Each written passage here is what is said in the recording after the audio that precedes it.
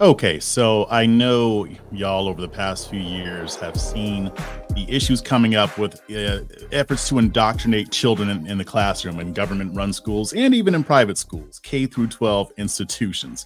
Now, much of that is focused on gender identity, sexuality, race, all that good stuff. But what if I told you that PETA, People for the Ethical Treatment of Animals, was also in on the indoctrination game? Yes, that's exactly what's happening. And I wrote about this for Red State. I'll put the link to the article in the show notes here. Be sure to check that out. But I'm just going to give a little snippet on this for right now. But I am going to do a longer video and podcast series on this subject because it might sound ridiculous, but it's actually more insidious than it sounds. So you guys know PETA, People for the Ethical Treatment of Animals. It's one of the foremost animal rights organizations in the world. And they're known for their weird activism. They're known for saying really stupid crap on Twitter and other social media. They got community noted on Thanksgiving when they pretended like turkeys wouldn't eat us if they could, even though turkeys do eat other animals.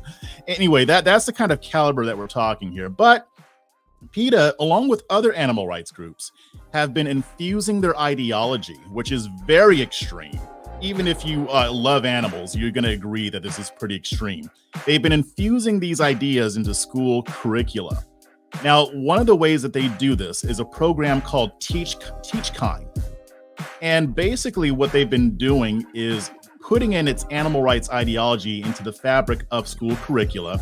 And it's not really about teaching kindness to animals. It's a full-on push towards radical ideologies involving veganism and the idea eventually, if they have it their way, they'll have it to where we're not even eating meat. Now, you already saw my video, I'm sure yesterday or the other day, about the United Nations trying to get developed nations to have their governments have people eat less meat.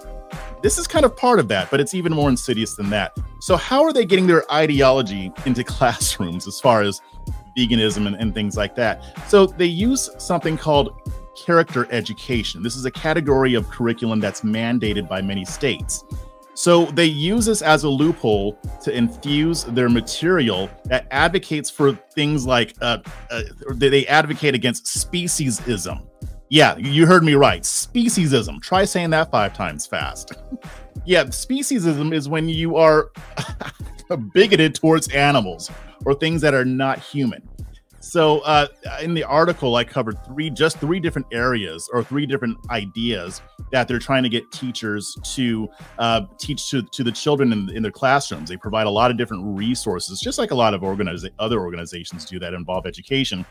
But here's the thing. This is really another way to introduce far leftist ideas into the classroom. Now, to be fair, there are Republicans who are on board with some of this stuff as well. But when it comes to the leadership of PETA and other animal rights groups, they're typically on the left. So one of their kits, they call them debate kits. And this is for teachers to teach the kids how to advocate in favor of their extreme animal rights movement. So when it comes to speciesism, they basically put that on par. And this is literal right here. I'm not making this up. I'm not exaggerating. They put it on par with the civil rights movement, LGBTQ rights, things that people have gone through in this country to have their natural rights and their civil rights protected. They believe that the same thing is needed for animals. That's one debate kit. The other debate kit had to do with mandatory spaying and neutering of animals. So they want to indoctrinate kids into believing that the government, the state, should force people to spay and neuter their pets, which the government has absolutely no business doing. But this is something that you have to be aware of, especially if you're a parent. It's not just what's being in the news that is mattering in these schools. It's not just the sexuality, the gender identity, the race stuff, which is all very important.